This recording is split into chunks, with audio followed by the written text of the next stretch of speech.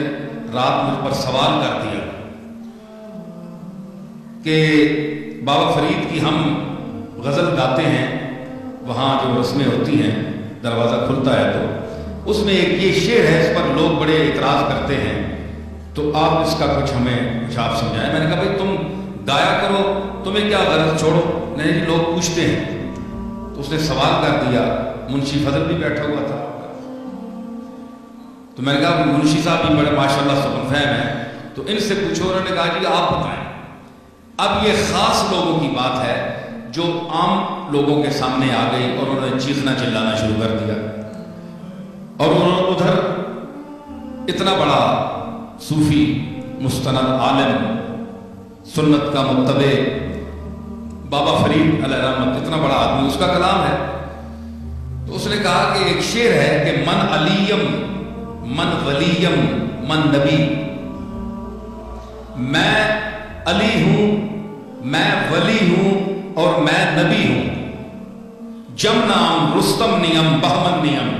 میں جم بھی نہیں ہوں، جامع جمشید جس کا مشہور تھا، رستم پہلوان جو گزرے ہیں کافر تھا، یہ نہیں، جم بھی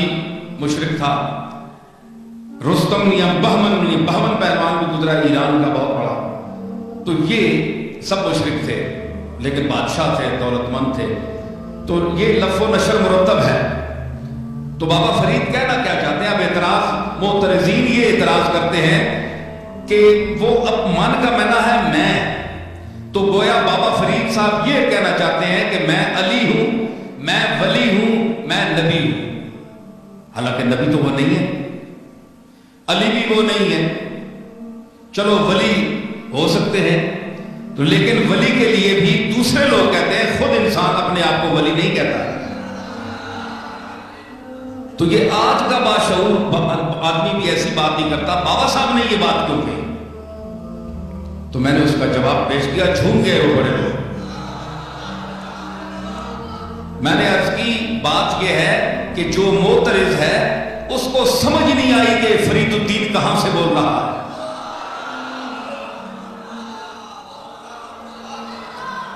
اس کا مطلع جو ہے وہ مطلع میں وہ بات کو صاف کر گئے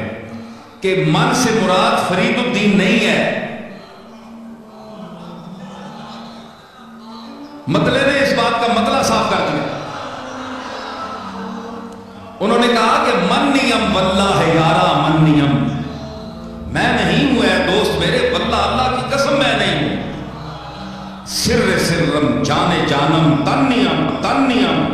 میں تو رازوں کا راز ہوں، جان در جان ہوں، میرا اعتبار جسمانی اعتبار سے نہ کرنا، میرے جسم کو دیکھ کر تم مغالطے میں نہ جانا،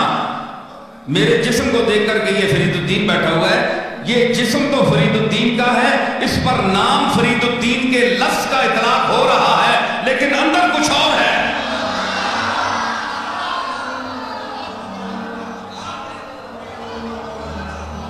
اندر کچھ اور ہے، وہ اور دنیا ہے۔ دیکھیں نا، نور پاکم آمدہ در مشت خاک، پاک نور میری اس مشت خاک میں آیا ہے، تو صرف بابا فرید کی مشت خاک تو نہیں ہے نا، ہم بھی سب اسی مشت خاک کی پیداوار ہیں۔ میں نے کہا حضور علیہ السلام کی اس حدیث پاک کی طرف بابا صاحب اشارہ کر رہے ہیں کہ جس میں حضور نے فرمایا کہ جب اللہ نے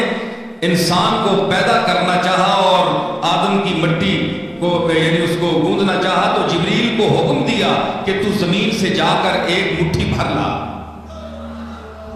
تو یہ جبریل نے مٹھی بھری اور اس میں یہ سارا تخلیق کا نظام ہوگا، اس مٹھی کی طرف بابا صاحب اشارہ کر رہے ہیں، اور صرف اپنی طرف نہیں بلکہ پوری عالم انسانیت کو مخاطب کر رہے ہیں کہ نور پاکم آمدہ در مشت خاک، کور چشمہ را ولے روشن نیم، مجھ میں تو اللہ کا نور آیا ہوا ہے، لیکن اندھوں کو یہ بات پتہ نہیں، جن کی آنکھیں ہیں وہ اس نور کو دیکھتی ہیں۔